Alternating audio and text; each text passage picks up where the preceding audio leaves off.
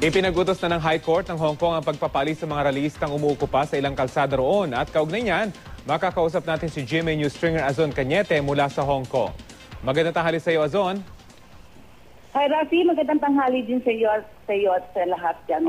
Kumusta ngayon yung sitwasyon dyan sa Hong Kong, lalo na dun sa dalawang Occupy Movement sites dyan sa Hong Kong?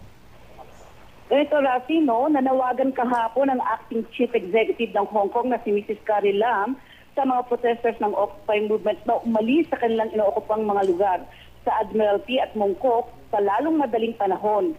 Ang panawagan ay nagmula sa desisyon ng High Court ng Hong Kong noong Lunes na patuloy ang injunction order sa mga okupadong lugar sa Admiralty at Mongkok. Sinabi rin ng acting chief executive na nakahanda ang polis sa pagtanggal ng mga barikada at pag-aresto sa sino mang tumutol dito.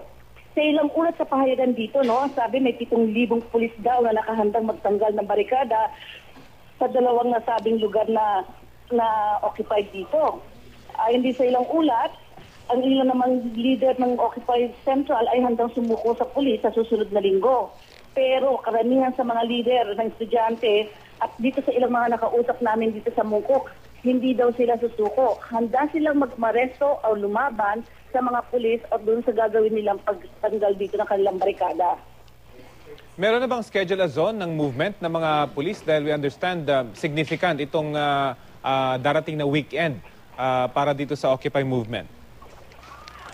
Rafi, kahapon yung press ko nung acting chief executive dito ni Carrie Lam at sinabi na as soon as possible o sa madaling panahon.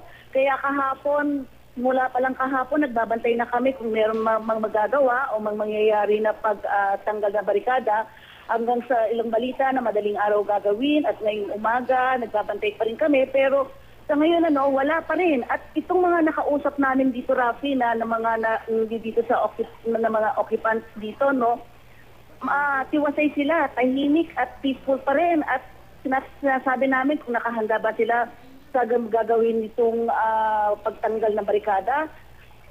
Mahinahon ang sinasagot na mentally at physically handa sila. At sinasabi rin nila na ilang beses na nagkaroon ng eviction, nagkaroon ng ilang beses na pagtatanggal at pag-aalis ng pulis dito.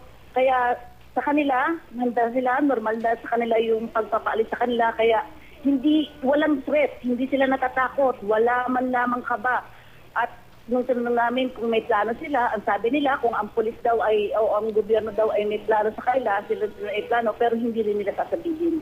Azon, meron bang dinetalye kung ano yung ibig sabihin nila na lalaban sila at hindi sila aalis dyan sa Mongkok area at dun sa Admiralty area, lalo na yung mga estudyante? Kasi we understand, yung mga medyo mas nakatatanda ay willing daw magpa-aresto. Yun yung huli nating nabalitaan. Pero yung mga kabataan, yung mga estudyante, dinetalye ba kung ano yung gagawin nila kapag nandyan na yung mga pulis?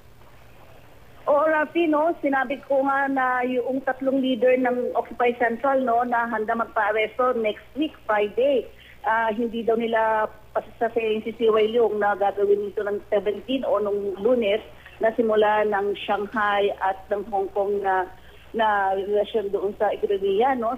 Pero as a fact, ngayon ang gusto nila ay Friday para daw at sila ay susurrender. Pero itong mga estudyante, mas gusto pa daw nilang maparesto o lumaban sa pulis dun sa pagtanggol ng kanilang lugar para kaysa sila ay sumurrender. Ngayon, ang plano nila, kung ito ay susundin nila in terms of injunction, dun sa injunction na gagawin, ay may legal silang paraan na paggagawin. Like for example, Rafi, dito nagkakaroon sila ng pag-aaral kung ano lang ibig sabihin ng injunction, kung paano gagawin dito sa batas, kung paano nila susundin o paano nila lalabanan ito.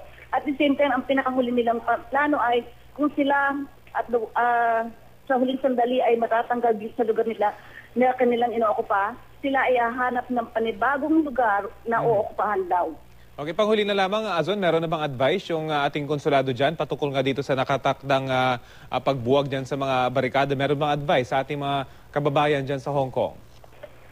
Rafi, binarapili naman ng ating konsulado sa mga kapwa nating Pilipino dito, lalo na sa mga OFWs na umiwas sa mga lugar na okupado. Ngayon, ang ating din namang mga OFWs na nakakausap natin dito, ay talaga naman sinusunod ito. Pati daw kanilang mga employers ay although na mga sumusuporta dito sa Occupy movement, ay nagbibilin sa kanila na sila umiwas dahil nga doon sa kanilang katayuan.